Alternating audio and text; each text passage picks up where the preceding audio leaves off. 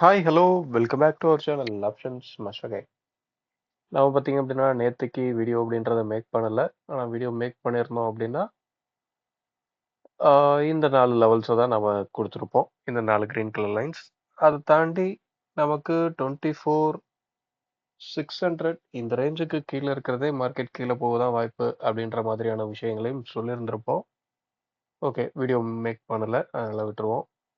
இன்னைக்கு பார்த்தீங்க அப்படின்னா spot open price 24,575 open high அப்படின்ற மாதிரியான விஷயத்த செட் பண்ணி நல்ல ஒரு டவுன் சைட் மூமெண்ட் நம்மளோட S2 அந்த ஏரியாவில் கடைசியாக ஒரு சைட்வேஸ் போய் மார்க்கெட் முடிஞ்சிருக்கு.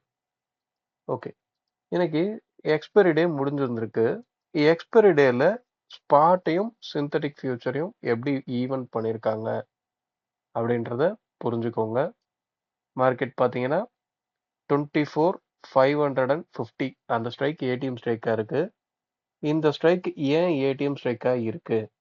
இந்த ஸ்ட்ரைக்ல தான் காலுக்கும் புட்டுக்கும் டிஃபரன்ஸ் கம்மி. சேம் ஸ்ட்ரைக்ல காலுக்கும் புட்டுக்கும் டிஃபரன்ஸ் கம்மி. இந்த 24,450 இந்த ஸ்ட்ரைக்ல பாத்தீங்க அப்படின்னா காலோட பிரைஸ் 21 ரூபாய், புட்டோட பிரைஸ் 5 பைசா, ஜீரோன்னு வச்சுக்கோங்க. 21 பாயிண்ட் டிஃபரன்ஸ். அடுத்த ஸ்ட்ரைக்ல பாருங்க, 24,500ல புட்டோட பிரைஸ் 28 ரூபாய், காலோட பிரைஸ் 0. அப்போ 28 ரூபாய். 28 விட 21 அப்படின்றது தான் டிஃபரன்ஸ் கம்மியானது. காலுக்கும் புட்டுக்கும் உண்டான டிஃபரன்ஸ். நம்ம இங்க பிரைஸை பார்க்கல, வித்தியாசம் தான் நமக்கு தேவை. அந்த வித்தியாசம் எதுல கம்மியா இருக்கோ அதுதான் ஏடிஎம் ஸ்ட்ரைக்.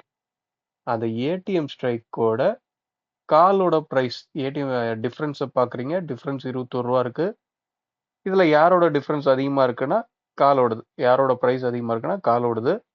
ஸோ டிஃபரன்ஸை நீங்க ஆட் பண்ணீங்கன்னா அதுதான் சிந்தட்டிக் ஃபியூச்சர். 24,450 அது கூட 21 ரூபாய் கூட்டினீங்கன்னா 24,471 அப்படின்ற இடத்துல தான் சிந்தட்டிக் ஃபியூச்சர் இருக்கு. அதே இடத்துல தான் ஸ்பாட்டோட க்ளோசிங்கும் வந்திருக்கு. உங்களுக்கு ஆப்ஷன்ஸ் மார்க்கெட்டை பொறுத்தவரையும் என்னதான் நடந்தாலும் எக்ஸ்பைரி டே அன்னைக்கு ஓடிஎம் ஸ்ட்ரைக்கிங்ல ஜீரோ பண்ணணும். ஓடிஎம் ஸ்ட்ரைக் ஜீரோ பண்ணும்போது ஐடிஎம் ஸ்ட்ரைக்கிங்ல டைம் வேல்யூ அப்படின்றது ஜீரோ ஆயிடும். அப்போ இருக்கிற மொத்த டைம் வேல்யூ எல்லா ஸ்ட்ரைக்லையும் இருக்க டைம் வேல்யூவை ஜீரோ பண்ணுறதுக்காக மட்டும்தான் இந்த ஆப்ஷன்ஸையும் ரன் ஆகுது. இதை புரிஞ்சு ட்ரேட் பண்ணுங்க. மார்க்கெட்டில் யார் இங்கே பை செல் பண்ணலை அப்படின்னாலும் மார்க்கெட் அது பாட்டு ஓடிக்கிட்டே தான் இருக்கும். ஆனால் இப்போ சமீப காலத்தில் இந்த 3 மணிக்கு அப்புறம் இருக்கிற இந்த ஆஸ் குவான்டிட்டி, பிட் குவான்டிட்டி இதெல்லாம் செக் பண்ணி பாருங்க. ரொம்பவே அதிகமாக இருக்கு. இந்த பிட் குவான்டிட்டி பாருங்க, 1,00,000 1,50,000க்கும் அதிகமா இருக்கு. ஆஸ் குவான்டிட்டி 23,000க்கு மேல இருக்கு. இங்க பாருங்க, இந்த ஸ்ட்ரைக்ல ஆஸ் குவான்டிட்டி 3,00,000க்கும் அதிகம், கிட்டத்தட்ட 4,00,000 பக்கத்துல இருக்கு. ஸோ ஒரு அபரிமிதமான ஆர்டர்ஸ் அந்த 3 மணிக்கு அப்புறமா ஆப்ஷன்ஸ்ல நடக்குது. 3 மணிக்கு அப்புறம் ட்ரேட் பண்ண போய் ரீட்டைல் ட்ரேடர் அந்த இடத்துல ஏமாற வேண்டாம். நீங்க ஒரு இன்ட்ராடே ட்ரேடரா இருக்கீங்க அப்படின்னா 3 மணிக்கு அப்புறம் எந்த ட்ரேடும் ஆப்ஷன்ஸ்ல பண்ணாதீங்க. 3 மணிக்கு அப்புறம் கொடுக்குற மூமெண்ட்டை பார்த்து ஏமாறாதீங்க. ஏன்னா இதெல்லாம் ஒரு ரீட்டைல் ட்ரேடர் சம்பாதிக்கணும் அப்படின்றதுக்காக கொண்டு வரப்படவே இல்லை. இந்த 3 மணிக்கு அப்புறம் நடக்கிற இந்த விஷயங்கள்லாம் அப்படிதான் இருக்கு. ஸோ அந்த இடத்துல பணத்தை ஏமாறாதீங்க. பொசிஷனலாக ட்ரேட் எடுக்கிறவங்களும் ரொம்பவும் கவனமாக இருக்க வேண்டிய நாட்கள். ஏன்னா அந்த சிஏஎஸ் அப்படின்றது இதுதான் அப்படின்னு சொல்லி யாருக்கும் தெளிவான ஒரு புரிதல் வந்துடுச்சா அப்படின்னு கேட்டிங்கன்னா கிடையாது. எனக்கும் கிடையாது, நிறைய பேருக்கு இல்லை அப்படின்ற மாதிரி தான் நான் நினைக்கிறேன். ஆனால் அது எப்படி இருந்தாலும் எண்ட் ஆஃப் டே என்ன நடக்குது? ஆப்ஷன்ஸில் இருக்க டைம் வேல்யூ ஜீரோ பண்ணணும். ஆப்ஷன் செயினோட கான்செப்ட் அதுதான். அதை எப்பயும் புரிஞ்சு ட்ரேட் பண்ணுங்க. ஓகே, நாம என்ன பண்ணுவோம் அப்படின்னா, இப்போ இந்த லெவல்ஸ் எல்லாம் அப்படியே நாளைக்கு உண்டான லெவல்ஸாக மாற்றுவோம். நாளைக்கு இன்னைக்கு அப்படின்னு வச்சுப்போம். 24,665 அப்படின்றது நம்மளோட R2 இருக்க போகுது.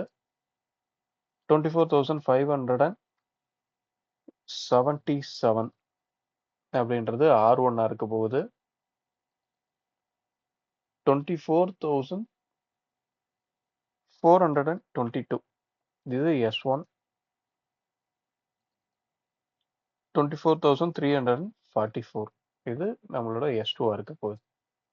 ஓகே, இந்த லெவல்ஸை தாண்டி ப்ரீமியம் அப்படின்றது இப்போதைக்கு பார்த்தீங்க அப்படின்னா நமக்கு ஒவ்வொரு இந்த சிஏஎஸ் இன்ட்ரடியூஸ் ஆனதுக்கப்புறம் கிட்டத்தட்ட 2 எக்ஸ்பைரி முடிஞ்சிருக்குன்னு நினைக்கிறேன்.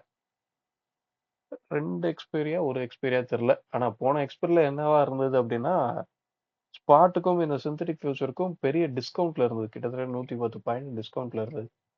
ஆனால் இன்னைக்கு நம்ம இப்போ அடுத்து ட்ரேட் பண்ண போகிற இந்த 18 அக்டோபர் அக்டோபர்ன்ற பாருங்க ஆகஸ்ட் இந்த கான்ட்ராக்ட்ல பார்த்தீங்க அப்படின்னா ப்ரீமியத்தில் தான் இருக்கு. 35 பாயிண்ட் ப்ரீமியத்தில் இருக்கு. ஸோ என்ன நடக்குது அப்படின்றத பார்ப்போம். 24,500 ஸ்ட்ரைக் எங்கப்பா இருக்கு? 24,500 இதுக்கு கீழே இருக்கிறதே மார்க்கெட் தொடர்ந்து கீழே போகக்கூடிய வாய்ப்பை கிரியேட் பண்ணும். ஸ்பாட் இதுக்கு கீழேயும் 24,500 கால் புட்டுல என்ன மாதிரி ட்ரேட் ஆகுறா? 500 புட்டோட எல்டிபி காலோட எல்டிபியை விட அதிகமாகவே இருக்கிற பட்சத்துல மார்க்கெட் இந்த மாதிரி இருக்கக்கூடிய வாய்ப்பு கிரியேட் ஆகும். ஸ்பாட்டும் அப்போ 500 கீழே இருக்கணும். உங்களுக்கு 500ல காலோட ப்ரைஸை விட புட்டோட ப்ரைஸ் அதிகமாக இருக்கு அப்படின்ற பட்சத்துலயே சிந்தட்டிக் ஃபியூச்சர் கிட்டத்தட்ட 500 விட கம்மியாக இருக்கக்கூடிய வாய்ப்பு கிரியேட் ஆகும். அப்போ ஸ்பாட் சிந்தட்டிக் ஃபியூச்சர் ரெண்டு பேரும் அந்த 500 அந்த ரேஞ்சுக்கு கீழே இருக்காங்க அப்படின்னா டவுன் சைடில் ஒரு நல்ல மூமெண்ட் அப்படின்றத எதிர்பார்க்கலாம்.